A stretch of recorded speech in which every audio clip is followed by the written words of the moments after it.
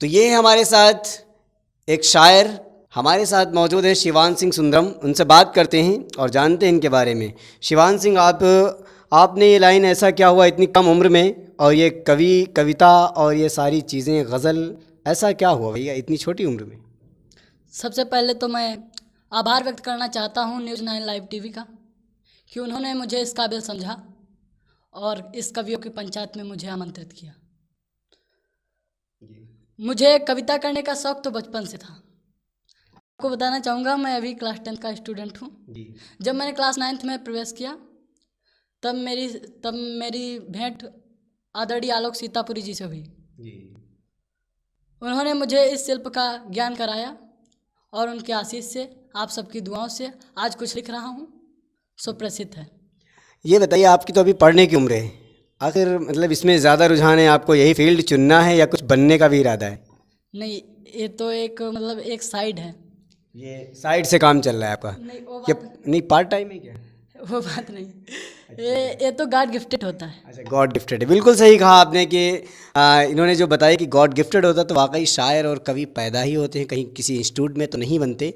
बहुत अच्छी चीज़ बताई। आगे आज बताइए कि हमारे दर्शकों को आप क्या इस नौजवानी की चढ़ता हुआ सूरज है या चढ़ती हुई उम्र में आप आज क्या देना चाहेंगे? वैसे तो मैं व्यंग लिखता हूँ, लेकिन आपकी इच्छा तो सुने। विरह की राह में कंटक बने अंगार लिख देना, सदा खुशियों में भावों को सजा श्रृंगार लिख देना, सदा खुशियों में भावों को सजा श्रृंगार लिख देना। वतन पर घात कर दे जो तो करना सुंदरम इतना, वतन पर घात कर दे जो तो करना सुंदरम इतना, तुरंत दुश्मन की छाती फाड़ कर गद्दार लिख देना, तुरंत दुश्मन की छाती फाड़ कर गद्दार लिख देना। और अपने देश भारत की अखंडता और एकता को रेखांकित करते हुए 4 पंक्तियाँ निवेदित कर रहा हूँ, सुने। वतन मंदिर है, पूजा है, वतन भगवान मेरा है, वतन मंदिर है, पूजा है, वतन भगवान मेरा है, वतन परिवार दूं जीवन यही अरमान मेरा है, वतन परिवार दूं जीवन यही अरमान मेरा है। यहाँ हिंदू मुसलमान सिख ईसाई हैं सभी भाई, यहाँ हिंदू मुसलमान सिख ईसाई हैं सभी भाई, तिरंगा चूमता नभ को वो हिंदुस्तान मेरा है, तिरंगा चूमता नभ को मैं हिंदुस्तान मेरा है। 4 पंक्तियाँ और निवेदित करता हूँ कि मैं लिखता क्या हूँ। जो कांटों में बनाते राह ऐसे राहगीरों की, करे नित वंदनाए लेखनी उन क्रांतिवीरों की, करे नित वंदनाए लेखनी उन क्रांतिवीरों की, करेंगे रक्त रंजित निज धरा को वक्त आने पर, करेंगे रक्त रंजित निज धरा को वक्त आने पर, तो फिर जयकार होगी क्यों नहीं उन सूरवीरों की, तो फिर जयकार होगी क्यों नहीं उन सूरवीरों की, तो फिर जयकार होगी क्यों नहीं उन सूरवीरों की। अब मैं एक व्यंग निवेदित करता हूँ जिसका शीर्षक है मंत्री जी। मैंने कहा मंत्री दादाजी, आप जनता के साथ अन्याय क्यों करते हो? मैंने कहा मंत्री दादाजी, आप जनता के साथ अन्याय क्यों करते हो और इनसे नहीं डरते हो? ना सही, क्या तुम उस दीनबंधु ईश्वर से भी नहीं डरते हो? और इनसे नहीं डरते हो? ना सही, क्या तुम उस दीनबंधु ईश्वर से भी नहीं डरते हो? हर बार तुम जनता को फुसलाकर अपनी फूट वाली राजनीति अपना लेते हो, हर बार तुम जनता को फुसलाकर अपनी कूट वाली राजनीति अपना लेते हो, लेकिन इलेक्शन जीतने के बाद जनता को ठेंगा दिखा देते हो। दादाजी बोले तू अभी नन्हा है, दादाजी बोले तू अभी नन्हा है, छोटा है, किंतु यह मत भूल मैं तेरा दादा हूँ, तू मेरा पोता है। किंतु यह मत भूल मैं तेरा दादा हूँ, तू मेरा पोता है। और बेटा तुझे क्या मालूम इलेक्शन जीतने के लिए क्या क्या खेल खेलने पड़ते हैं। यहाँ से संसद भवन तक कितने पापड़ बेलने पड़ते हैं, यहाँ से संसद भवन तक कितने पापड़ बेलने पड़ते हैं।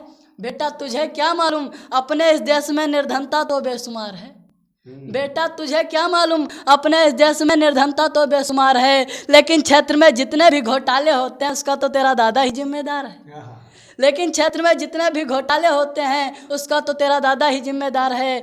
मैंने कहा दादाजी क्या आपकी बुरी नज़र के कारण ही आपका मुंह काला है। मैंने कहा दादाजी क्या आपकी बुरी नज़र के कारण ही आपका मुंह काला है। और आपके पिताजी के सिर पर बाल कम है, क्या उसमें भी आपका ही घोटाला है। और आपके पिताजी के सिर पर बाल कम है, क्या उसमें भी आपका ही घोटाला है। दादाजी मुस्कुराकर बोले बेटा ये सब ईश्वर की देन है, ये मेरे बस की बात तो नहीं। दादाजी मुस्कुराकर बोले बेटा ये सब ईश्वर की देन है, ये मेरे बस की बात तो नहीं। और गांधी जी के सिर पर भी बाल नहीं थे, लेकिन उसमें मेरा कोई हाथ तो नहीं। और गांधी जी के सिर पर भी बाल नहीं थे, लेकिन उसमें मेरा कोई हाथ तो नहीं। फिर मैंने पूछा दादाजी आप तो इलेक्शन जीतने के बाद चैन से सो जाते हैं। फिर मैंने पूछा दादाजी आप तो इलेक्शन जीतने के बाद चैन से सो जाते हैं, लेकिन मैं पूछता हूँ कैसे आप फिर 5 साल बाद नेता हो जाते हैं। लेकिन मैं पूछता हूँ कैसे आप फिर 5 साल बाद नेता हो जाते हैं। दादाजी बोले सीधी बात है। दादाजी बोले सीधी बात है, हम इलेक्शन जीतने के पहले जनता को पट्टी पढ़ा देते हैं, फिर जीतने के बाद उनमें फूट डालकर आपस में लड़ा देते हैं। फिर जीतने के बाद उनमें फूट डालकर आपस में लड़ा देते हैं। मैंने कहा दादाजी आपको षड्यंत्र तो अच्छी तरह आता है। मैंने कहा दादाजी आपको षड्यंत्र तो अच्छी तरह आता है, लेकिन आपकी हालत गली के उस भिखारी जैसी है जो भीख लेने के बाद दोबारा भीख लेने ही आता है। लेकिन आपकी हालत गली के उस भिखारी जैसी है जो भीख लेने के बाद दोबारा भीख लेने ही आता है। दादाजी कभी इस भोली भाली जनता के बारे में सोचा है जो आपको इतने ऊंचे पद पे बिठाती है। मैंने कहा दादाजी क्या कभी इस भोली भाली जनता के बारे में सोचा है जो आपको इतने ऊंचे पद पे बिठाती है। और आप तो रामायण के ज्ञानी हैं, राजा कैसा होना चाहिए वो भी तो यही सिखाती है। और आप तो रामायण के ज्ञानी हैं, राजा कैसा होना चाहिए वो भी तो यही सिखाती है। जनता आपको विकास करोगे यह सोचकर क्षेत्र की चाबी आपके हाथ देती है। जनता आपको विकास करोगे यह सोचकर क्षेत्र की चाबी आपके हाथ देती है, तभी तो वह इलेक्शन के समय बहुमत के साथ आपका पूरा साथ देती है। तभी तो वह इलेक्शन के समय बहुमत के साथ आपका पूरा साथ देती है। लेकिन जीतने के बाद आपके सामने लालच का बादल घिर जाता है। लेकिन जीतने के बाद आपके सामने लालच का बादल घिर जाता है। जरा सोचकर देखिए क्या होता है जब किसी के अरमानों पर पानी फिर जाता है। जरा सोचकर देखिए क्या होता है जब किसी के अरमानों पर पानी फिर जाता है। इतना सुन दादाजी की आंखों में आंसू आ गए। बोले बेटा तूने मेरी बंद आंखें खोल दी, मैं देश का विकास करूंगा। आज तक मैंने बहुत बड़ी भूल की, मैं देश का विकास करूंगा। आज तक मैंने बहुत बड़ी भूल की। फिर दादाजी बोले बेटा चुप कर, अब शेष क्या है, तू मेरा भी दादा है, अब आगे कहिए हुजूर आदेश क्या है। बहुत बहुत आभार। तो ये थे हमारे साथ एक नौजवान चढ़ती उम्र के कवि। दोस्तों फिलहाल कवियों की पंचायत में इतना ही। आप देखते रहे न्यूज़ 9 लाइव टीवी।